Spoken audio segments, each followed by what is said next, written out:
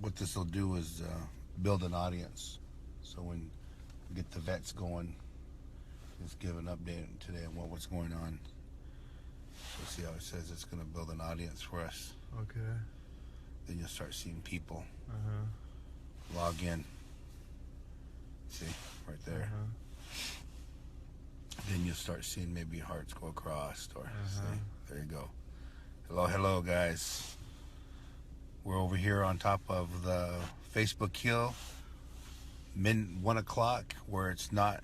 It's trying to look at how hot it is. What 23 degrees.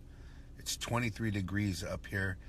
Best time to be up here because nobody is up here. It means no selfies, nobody running you down, trying to interview you.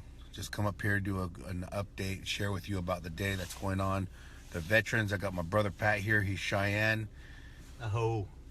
And he's also a vet, and gonna do ask him some thoughts on what he thinks about what's going on here with all the veterans coming in.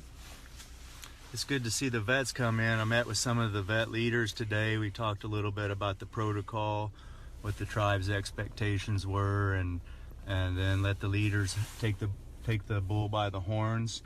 The vets here, from my understanding, are here because they believe there's constitutional rights being violated. They fought for these constitutional rights, and they're very upset that the tyranny here is still happening here with American Indians, and they wouldn't put up with it for other citizens. They're definitely not going to put up with it for the first citizens here. They fought, they sacrificed, they were wounded to defend the Constitution. The Constitution says that treaties are the supreme law of the land. The jurisdiction here is retained by the tribe under the 1868 treaty, and previous to that, the 1851 Treaty of Fort Laramie. The tribe still retains airspace jurisdiction, mineral jurisdiction, cultural resource jurisdiction, and jurisdiction over the riverbed.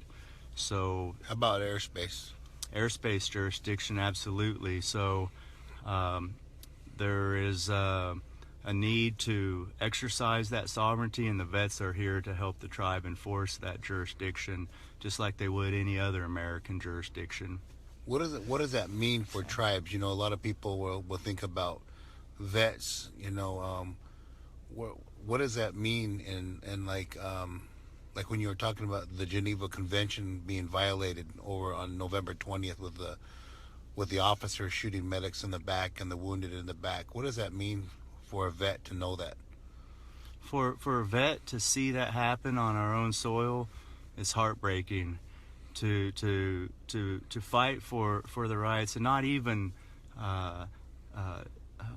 do the things that the state of North Dakota is doing to the indigenous people in the Middle East. This doesn't even happen. The Geneva Convention does not allow people to be shot in the back, does not allow cruel and unusual punishment in regards to people who are wounded, shooting medics. The Geneva Convention is an international agreement that's binding on the United States, and the state of North Dakota doesn't feel like they have to abide by the Geneva Convention or federal law. They're acting in a state of tyranny, and the veterans that have come here to support the tribe understand that all of our constitutional rights are being violated, as well as the tribe's inherent rights. The tribe's inherent rights are bound by the Constitution of the United States. The Constitution says treaties are the supreme law of the land. It does not mean the tribe's under the jurisdiction of the Constitution. What it means is the Constitution legally binds America to respect those inherent rights, and the state of North Dakota has decided to defy the Constitution, and that's what's upsetting the veterans here. So for veterans that want to come up here, what do they need to know when they come to Standing Rock prior to coming? Well, they need to know that there's protocol here, there's a veteran leadership here, and they're in direct contact with the tribal elders, and they need to know that this isn't just going to be a bunch of vigilantes out here. This is going to be an organized movement. They need to bring supplies to make sure that they are able to take care of themselves out here. And there's going to be over 3,000 vets here by tomorrow. So just know that you'll be taken care of when you get here, but plan on taking care of yourself as well. Anything else that for our non-native veterans out there, what should they know about the vets? Well, non-native veterans know that the tribal elders have to live here after we all leave, and so there's protocol, cultural protocol, and respect. Ideally, if there's a Lakota veteran out there that can translate when the veterans approach the elders in the morning, that's a sign of respect. So what we need to do is ensure that we respect the people here, and in particularly our elders here.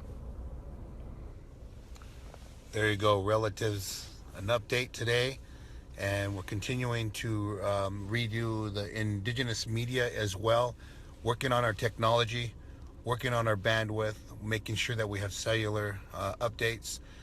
And wherever we are in this area where there was forced media blackout a few months ago, there's forced cell phone loss, and we're continuing to update our communications as the best we can. Let's see. The no-fly zone has been enacted again today. There we go again. Back to square one. We have the evidence, and the officers, the police, Morton County, did not have the evidence. We showed the violations of the human rights violations, the Geneva Convention, the animal rights with the buffalo being held in there with no food and water. So much evidence, and it continued. It wasn't enough. So any drone pilots that want to come here that you're drone certified to fly a drone, not FAA certified to fly a drone, will be able to fly immediately. So come here to the camp. Find me.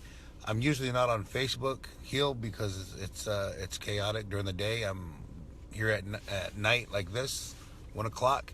We're doing what we can. Everyone's handling the cold. It is cold, and the degrees are dropping. So I'm feeling kind of wind. My face is still thawing out, and it's not greasy anymore. So anything else that we're kind of missing out that's happening over here? I think I wanted to share a little bit about Morton County is trying to get their veterans to jump on their side, but these guys are a different type of veterans. They don't seem to have the same type of respect. Well, the veterans that are coming here are here to uphold constitutional rights and stop tyranny. They've sacrificed their lives for this country. They love this country, and what's happening here is heartbreaking for veterans. The veterans that are taking a stand with the pipeline aren't those veterans. Those veterans are bought and paid for locally. They're local chapters that are asking to call out, and those are veterans that don't necessarily see the oppression of Indian people as a violation of the Constitution. There was something we saw on Morton County's police department. They're modeling our social media, they're modeling our Facebook pages, they're modeling our fundraising, and they're learning from us. Same thing that we seen was happening in Egypt and Palestine. Is they didn't have the tools that we have, this generation has, and they still don't. They're still learning, and they're watching our videos, but we're debunking everything that they're saying and doing. One of the things that we saw in a video was that they actually went across the river and stole a flag. What do you think about that? Provocation, playing war games, and accusing us of being violent because we want to go to our sacred mountain across the river and pray. Then they want to come across the river and play games, and then act as if that's okay. Maybe explain to people when you said pray, why is it important to pray in those sacred areas, and why do we need access? It's because who we are. That mountain is sacred to the Lakota, the Dakota, Nakota people, as well as the Arikara and the Mandan people.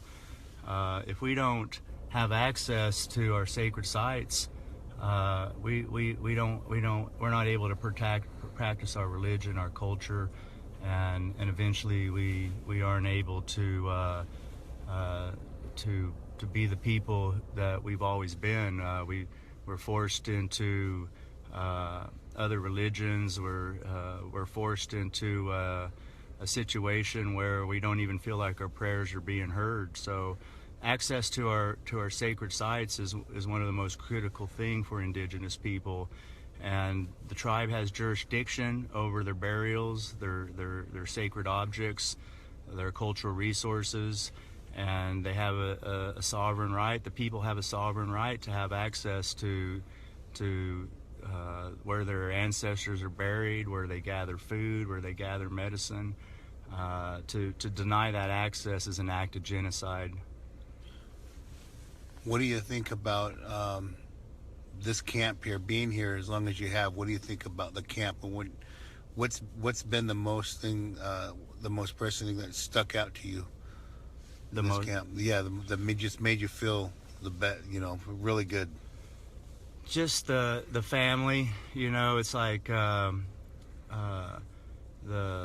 unity. If someone gets stuck in the snow, people don't just walk on by or drive on by. Everybody stops and digs them out.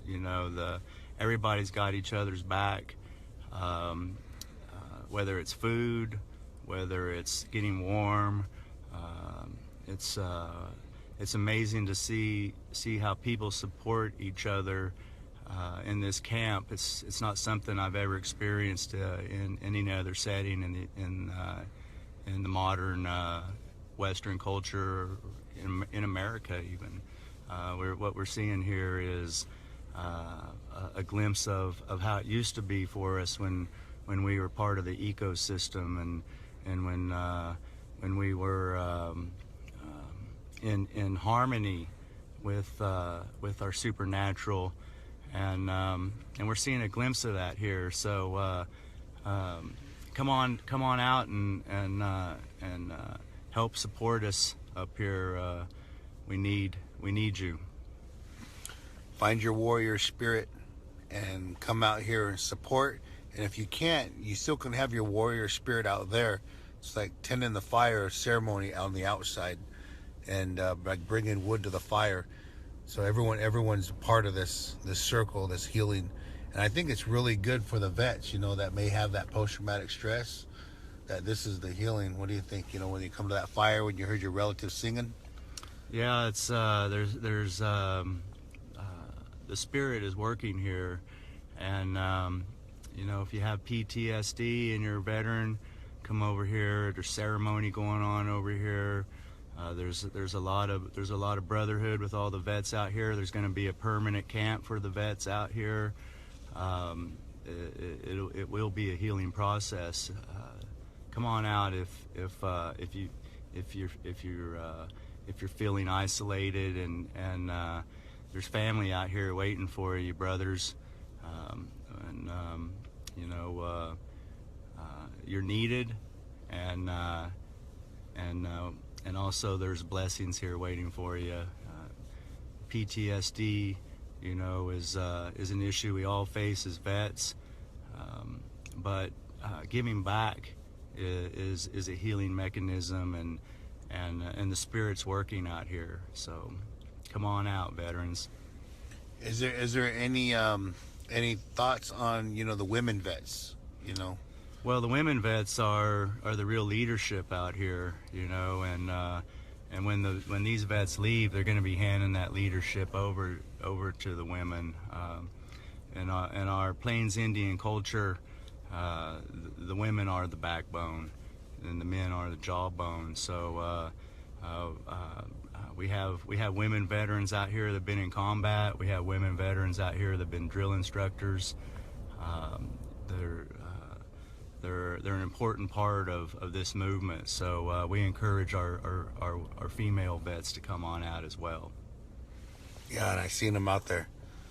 They look like they're ready. They're already in shape, and hearing them say 1800, and I'm trying to get that military time going on.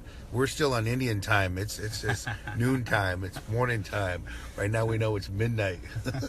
That's our time right there, Indian time. Stay warm, relatives. The sacred fire they're singing down there. We put some cedar and sage on there for all you out there. Said some pijana nishtahai, pijama, good spirit. Bija Nanishtaha Shunami Yadawa, good thoughts, good words, Bijapuni Umiara, sending them blessings, Nanishtaha Humiara, to you in your way, in a good way. Aho. Aho.